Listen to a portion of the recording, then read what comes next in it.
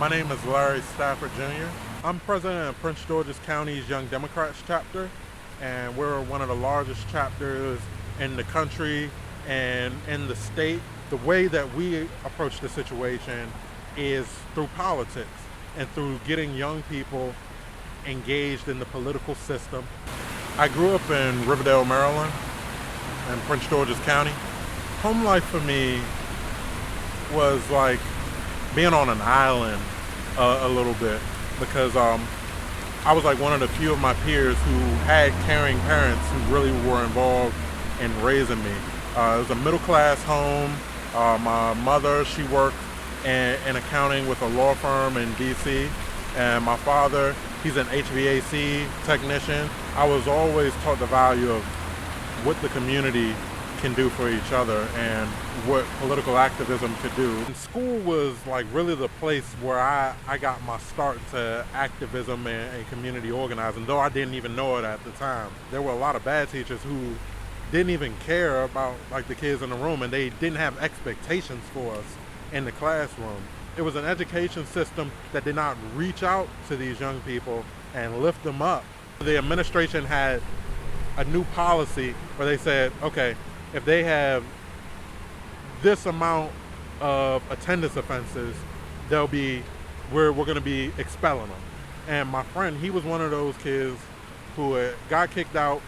I tried to petition. I tried to organize a walkout. I just remember that conversation I had with him back then. He was like, "It's cool. You know, I don't really need this anyway. You know, like I'm gonna get a job, maybe get my GED." He didn't wind up doing that. He wound up getting involved in the streets. Fast forward to today, I run into him. He's got kids now, and he's out here looking for work. I wound up getting involved in Acorn's Political Action Committee, and it was my first political campaign. I was a canvasser. We knocked on doors. We registered people to vote. You know, we got people engaged as volunteers. From there, when I was still in college, I met a guy by the name of Greg Hall. He was passing out his cards, talking about that he was running for office. He had a platform that really stood for the people who were neglected in society.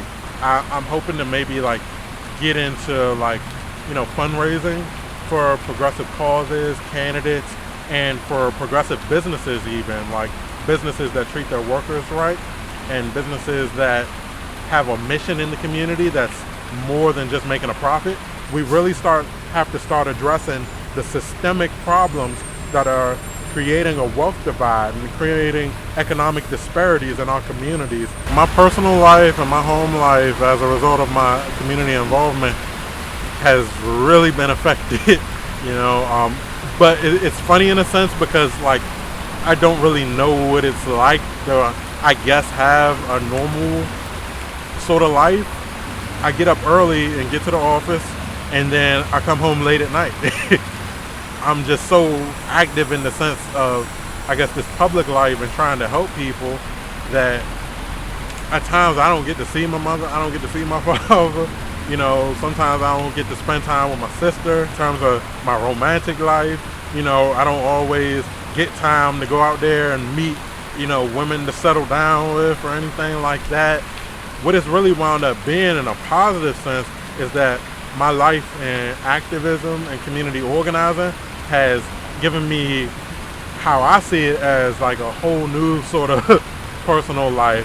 I have like friends who are involved in the causes that I believe in. I have like good friends that I work with, and in a sense we're like family. You know, getting involved in any sort of public service, whether you're running for office or whether you're the activist, it takes self-sacrifice. Ultimately, I want to have a family that, you know, is facing a better world. I'm Larry Stafford. You're watching Maryland's Best, and I'm asking you to get involved and be the change you want to see in this world, and don't just sit on the sidelines.